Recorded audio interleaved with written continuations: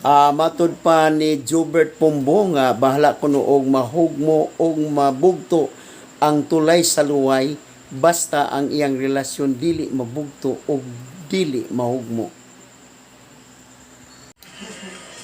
Tungod sa ka-old age sa maong breed sa luway, Bohol, unya pag-agi na mo dito sa patunomis Tagbilaran, overloading ton kay ang mga sakyanan muhunong gyud mga 5 to 10 minutes tungod sa ka-traffic mo na nga old age bridge onya overloading mo to cause sure ko mo to cause sa pagkabugto o paghugmo sa maong bridge. Mo na giingon nila sa mga istorya nga bahala og mabugto og mahugno ang tulay sa luway basta ang ilang relasyon dili mabugto og dili mahugmo. So mao na tan-awan ninyo ang akong video clip. Bridge sa luway.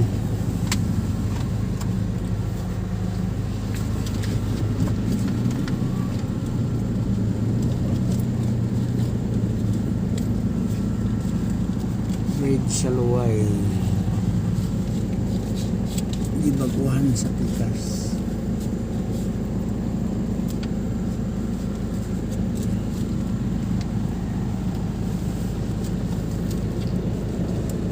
Kang driver sa luway dili ang mga floating restaurants.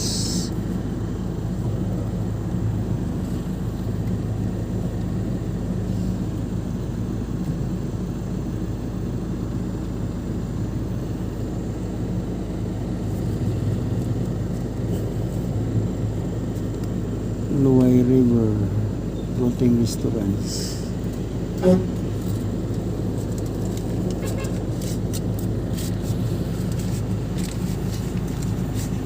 Hunong mi kay traffic.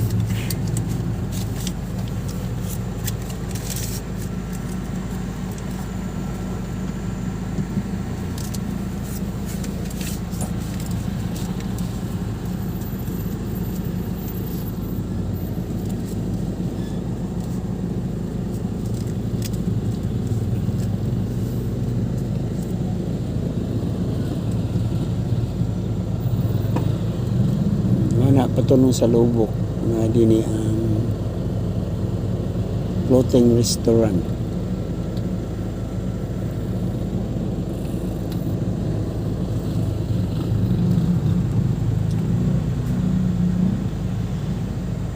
Mga 6:54 AM.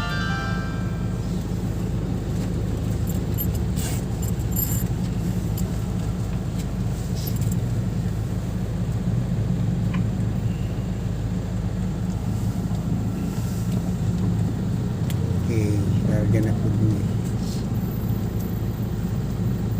na po.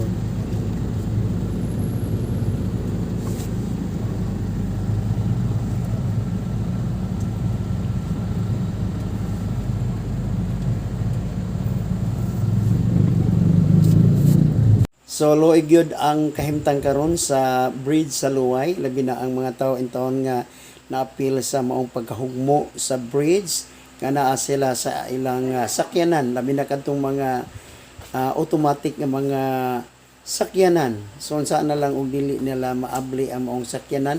So ato karong iapo ang mga tawo nga naapil sa maong trahedya nga unta ang uban na may namatay kuno duha ka buok. So atong iampo ang sa Ginoo ang uban nga makalingkawas unta sa ilang kinabuhi nga unta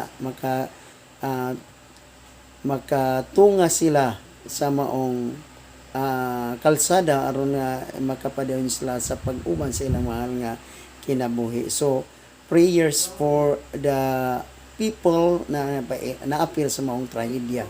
Daghan kayong salamat sa inyong pag subaybay sa akong video. Thanks for watching.